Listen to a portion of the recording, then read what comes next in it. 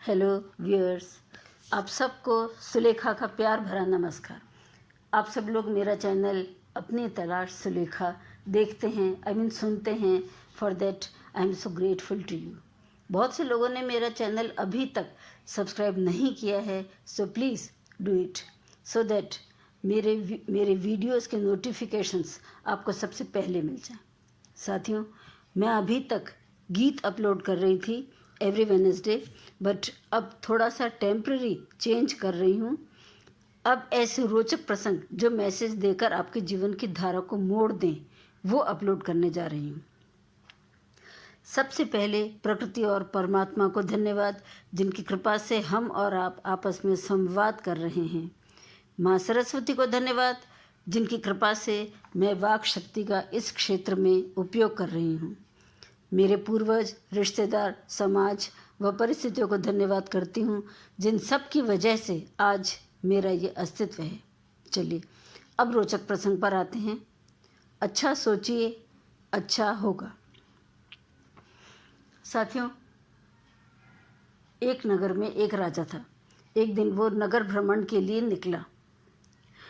जब वो नगर भ्रमण करते हुए सभी दुकानों और मकानों के सामने से गुजर रहा था, तो एक व्यापारी की दुकान के सामने से गुजरते हुए, जो चंदन की लकड़ी का व्यापार करता था, उसके सामने से गुजरते हुए राजा के मन में अचानक ख्याल आया कि क्यों न इस व्यापारी को फांसी की सज़ा दे दी जाए।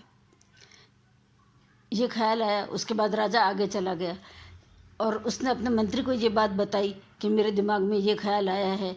तो मंत्री ने सोचा कि और कहीं नहीं आया, सिर्फ इस व्यापारी की दुकान के सामने से गुजरते हुए ही क्यों आया, कोई कारण होगा। खैर, मंत्री ने भी उस समय कोई जवाब नहीं दिया और दोनों नगर भ्रमण पूरा करके महल को लौट गए।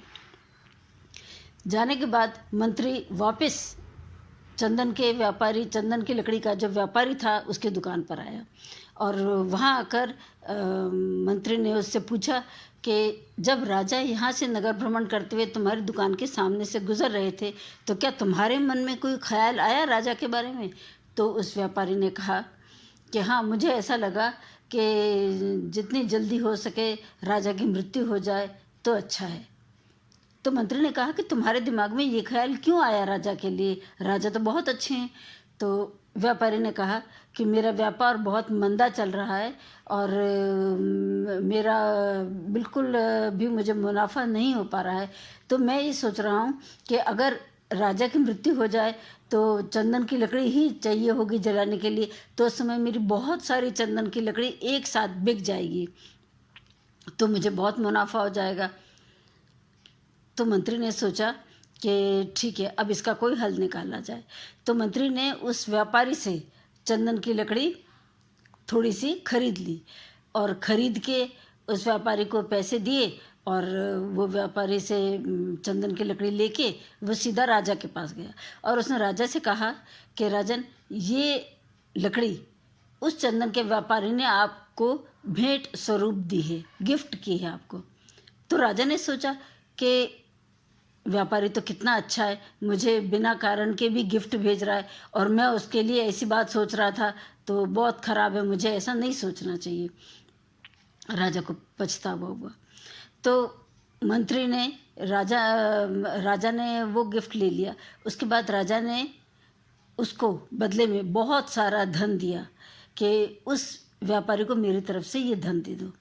तो मंत्री वापस व्यापारी की दुकान पे आया और उसको कहा कि राजा ने तुम्हारे लिए ये बहुत सारा धन भिजवाया है गिफ्ट के रूप में।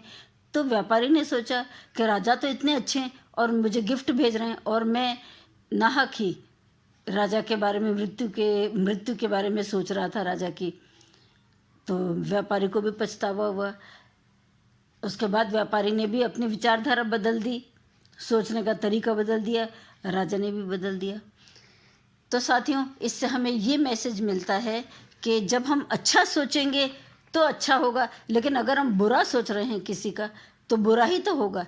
जैसे व्यापारी ने अपने फ़ायदे के लिए राजा का बुरा सोचा, तो ये सब वाइब्रेशंस के रूप में अगले व्यक्ति तक पहुंच जाता है। राजा तक बात पहुंच गई वाइब्रेशंस के रूप में और राजा के दिमाग में भी ऐसी ही प्रतिक्रिया हुई।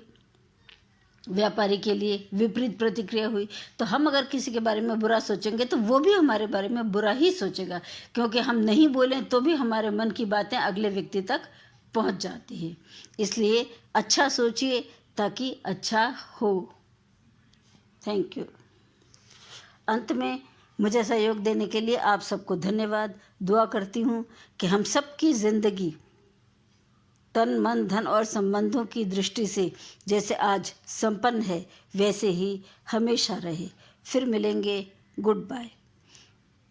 आप सबको ये प्रसंग अच्छा लगा हो तो चैनल को लाइक करना और बेल आइकन दबाना ना भूलें। Thank you.